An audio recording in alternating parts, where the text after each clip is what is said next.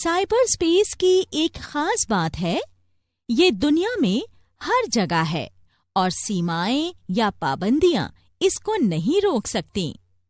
दुनिया के किसी एक कोने में बैठा एक इंसान आसानी से साइबर स्पेस के जरिए दुनिया के दूसरे कोने में किसी अन्य इंसान के साथ बातचीत कर सकता है, फोटोज और वीडियोस भेज सकता है। इसीलिए एक तरफ हम इंटरनेट कनेक्शन के जरिए साइबर स्पेस से जुड़कर जानकारी अदल बदल कर सकते हैं, तो वहीं साइबर स्पेस के बारे में ज्यादा जानकारी रखने वाला रुकावट डालने के लिए इसमें छेड़छाड़ कर सकता है। साइबर स्पेस में रुकावट बहुत खतरनाक हो सकती है, क्योंकि सभी तरह की जानकारी यहीं संग्रहित रहती है। अगर इन सूचनाओं से किसी तरह की छेड़छाड़ की जाए या इनका क्रम बिगाड़ दिया जाए, तो दुनिया के लिए बहुत बुरा होगा।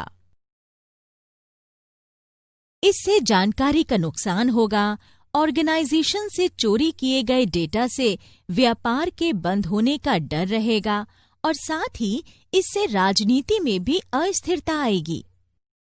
इन्हीं सब वजहों से साइबर स्पेस को सुरक्षित रखना बहुत जरूरी है, ताकि किसी भी यूजर को इसके इस्तेमाल का नुकसान न उठाना पड़े। हालांकि ये इतना आसान काम नहीं है, क्योंकि कुछ इंटरनेट यूजर साइबर स्पेस में छेड़छाड़ कर किसी अन्य के व्यक्तिगत डेटा में घुसना चाहते हैं, ताकि वो उनकी जानकारी चोरी कर सकें या डेटा में रुकावट पैदा कर सकें। साइबर सिक्योरिटी के लिए जो खतरे हैं, उनमें कई तरह की संभावनाएं और कमजोरियां शामिल हैं। हालांकि साइबर सिक्योरिटी को सुरक्षित रखने के लिए हमें इन खतरों से बचना होगा, पर ऐसा करना बहुत मुश्किल और चुनौती भरा है। तो राजेश, अगर मैं अभी तुम्हें साइबर सिक्योरिटी के मुश्किल हिस्से के बारे में बताऊं, तो शायद ठीक से तुम्हारी समझ में ना आए। इसलिए साइबर सिक्योरिटी के बारे में ज्यादा जानने के लिए तुम पहले साइबर सिक्योरिटी की कुछ बुनियादी बातों को समझ लो।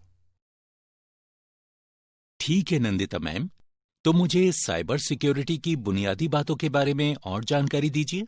बिल्कुल राजेश, मूल बातें समझने के बाद तुम अन्य दूसरे ट्रेनिंग मॉड्यूल्स और व्यवहारिक पार्ट से अपनी जानकारी को और बढ़ा सकते हो। हाँ ठीक है, आगे बढ़ते हैं। हमारे कंप्यूटर पर हर वक्त थ्रेट का खतरा है, तो हमारे लिए ये जानना बेहद जरूरी है कि हम इन थ्रेट से खुद को कैसे बचा सकते हैं।